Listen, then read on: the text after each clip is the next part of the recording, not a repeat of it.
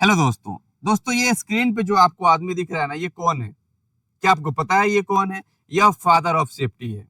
और ये father of safety, ये कहाँ पे हुआ, ये कहाँ पे जन्म इसका हुआ, ये कहाँ पे काम करता था, ये किसने सेफ्टी को कैसे पूरी दुनिया में फैलाया, और ये किसने बुक लिखा था, इसका क्या क्या मेन एनालिसिस है, इस पूरे इंटरेस्टिंग न्यूज को इस वीडियो में हम देखते हैं। और इस वीडियो में हम ये डिस्कस करेंगे इसका मेन मेन पिरामिड, इसका थ्योरी क्या है, क्योंकि ये हमारे लिए बहुत इंटरेस्टिंग न्यूज है और हम सबको पता होनी चाहिए कि फादर ऑफ सेफ्टी कौन है, ये कैसे एनालाइज किया, ये कैसे सर्च किया, ये कैसे बुक को पब्लिश किया, और पूरी दुनिया आज सेफ्टी क्यों फॉलो करती है, ये क्यों चीज को हमको पता करना है, ये वाई क्यों है। दोस्तों, इसका नाम क्या है? इसका नाम हेलवर्ट विलियम हेनरिच है, जो फादर ऑफ सेफ्टी है। इसका जन्म होता है 6 अक्टूबर 1886 में अमेरिका में, और यह अमेरिका के एक ट्रेवल इंश्योरेंस कंपनी में काम करता था।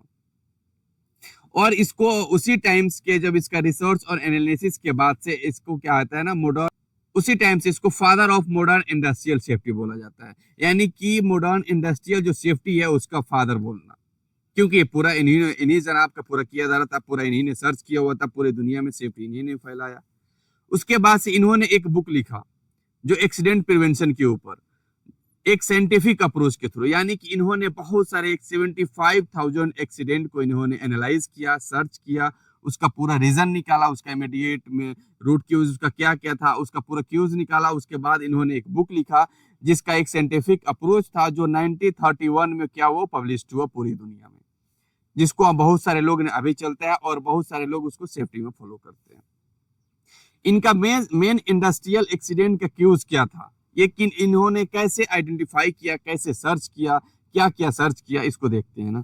इसमें इन्होंने 75,000 एक्सीडेंट को इन्होंने क्या किया, आइडेंटिफाई किया, एनालाइज किया, चेक किया, वहां पे विजिट किए साइट पे, पूरा चेक करने के बाद इन्होंने 75,000 एक्सीडेंट एनालाइज करने के बाद इन्होंने ये क्यूज निकाला, जो एक्सीडेंट साइट पे होता है ना, या फिर 75,000 जो एक्सीडेंट हुआ है उसका मेन कारण क्या है। 88% जो एक्सीडेंट हुआ था वो अनसेफ एक्ट के चलते हुआ था। यानी कि 75,000 एक्सीडेंट में जो 88% है, यानी कि 100 में से 88% जो एक्सीडेंट हुआ था वो अनसेफ एक्ट बाय पीपुल के द्वारा हुआ था। यानी कि वो वर्कर की गलती से हुआ था, वर्कर की केयरलेस, वर्कर की लापरवाही, वर्कर के लेक ऑफ ट्रेनिंग के चलते हुआ था। और आपके भी साइड पे जो सबसे ज्यादा एक्सीडेंट होता है ना, उसमें 88% रोल ये भी प्ले करता है, वो वर्कर के चलते ही होता है। उसके बाद से उसमें 10% जो हुआ था ना, वो अनसेफ कंडीशन के चलते हुआ था। यानी कि आपके साइड पे पुअर केबल मैनेजमेंट, आपके साइड पे प्रॉपर हाउसकीपिंग नहीं होना, आपके साइड पे कोई कंडीशन सही नहीं होना, आपके साइड पे मशीन सही नहीं होना, आपके साइड पे टूल सही नहीं होना, ये सब क्या अनसेफ कंडीशन है। तो 10% जो एक्सीडेंट हुआ था वो अनसेफ कंडीशन के चलते हुआ था। और जो 88 सबसे बड़ा रीजन जो था, सबसे मेजर जो एक्सीडेंट का रीजन था, जो सबसे बड़ा कारण था, वो क्या था, अनसेफ एक्ट, जो वर्कर के द्वारा होता है, जो किसी पीपल के द्वारा गलती की जाती है, उसका कारण ये था। उसके बाद से ओनली 2% जो अनकंट्रोलेबल था, यानी कि जो नेचुरल था, जो बाई गॉड के थ्रू हुआ था, भूकंप हो सकता है, अर्थक्वेक हो सकता है, फ्लड्स हो सकता है, स्टॉर्म्स हो सकता है, इसके कारण जो एक्सीडेंट हुआ था वो ओनली 2% था। यानी कि 75,000 जो एक्सीडेंट का इन्होंने साइंटिफिक जो अप्रोच से, जो साइंटिफिक तरीके से जिन्होंने विजिट के थोड़ा एनालाइज किया था ये एक्सीडेंट का कारण, उसमें से 88% था वो जो वर्कर के चलते हुआ था, उसमें से 10% जो था वो अनसेफ कंडीशंस के चलते हुआ था, और 2% था वो जो नेचुरल हुआ था, बाई गॉड के थ्रू हुआ था। अब ये बिहेवियर सेफ्टी का ये रीजन है, आप देख सकते हैं यहाँ पे पूरा एनालाइज का एक्सीडेंट है। 88 जो अनसेफ एक्ट, 10% अनसेफ कंडीशन, 2% जो नेचुरल क्यूसेस, आप देख सकते हैं ये पूरा जो एक, ये मान लिए आप एक्सीडेंट का ये पूरा सर्कल है। इस एक्सीडेंट सर्कल में जो ये पूरा रोल प्ले करता है, ये वर्कर के लेकनेस, वर्कर की केयरलेसनेस, वर्कर की गलती हो सकता है। ये 10% कंपनी की गलती, आपके एम्प्लॉयर की गलती, कंपनी के साइड के बारे में हो सकता है, जो अनसेफ कंडीशन है, और ये 2% जो नेचुरल हो सकता है, बाई गॉड के थ्रू हुआ है। उसके बाद से दोस्तों इन्होंने एक और रिसर्च किया, जो हेनरिच सेफ्टी ट्रायंगल जिसको हम बोलते हैं।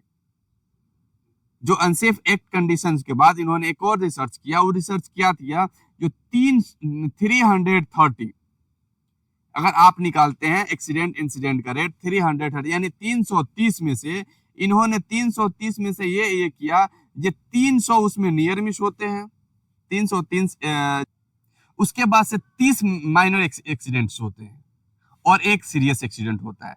यानी कि आपका एक 330 में से आप लेके चलते हैं, आप एक नॉर्मल एक आप ट्रायंगल लेके चलते हैं, तो सबसे ज्यादा जो क्या होता है नियर मिस हुआ था 300 नियर मिस हुआ था 300। माइनर एक्सीडेंट 30 हुआ था, माइनर एक्सीडेंट क्या 30, यानी कि 30 माइनर एक्सीडेंट, यानी 300 आपके 300 जो नियर मिस होता है उसमें से 30 क्या माइनर एक्सीडेंट्स होता है। माइनर एक्सीडेंट में छोटा मोटा चोट लग जाना, कहीं क्रॉच होना, कहीं पे छोटा चोट लग जाना जिससे ज्यादा इंजर्ड वर्क करना हो, और एक major accident. Major accident serious accident उसे होता है जो हाथ पैर टूट सकता है, हाथ पैर कट सकता है, सर फाट सकता है, फेटल डेथ हो सकता है, आदमी मर सकता है, आदमी का सर कट सकता है, हाथ कट सकता है, पैर कट सकता है, वो कुछ भी हो सकता है, इंजरी आपका प्रॉपर्टी ज्यादा डैमेज हो सकता है। तो इन्होंने एक ये भी इनका अपना ट्रायंगल इन्होंने सर्च किया जो हेनरिच पिरामिड जिसको बोलते हैं, आप ये देख सकते हैं, नियर मिस, माइनर एक्सीडेंट और सीरियस एक्सीडेंट। और आप क्या कर सकते हैं यहाँ पे, investigate near miss to preventing big accident.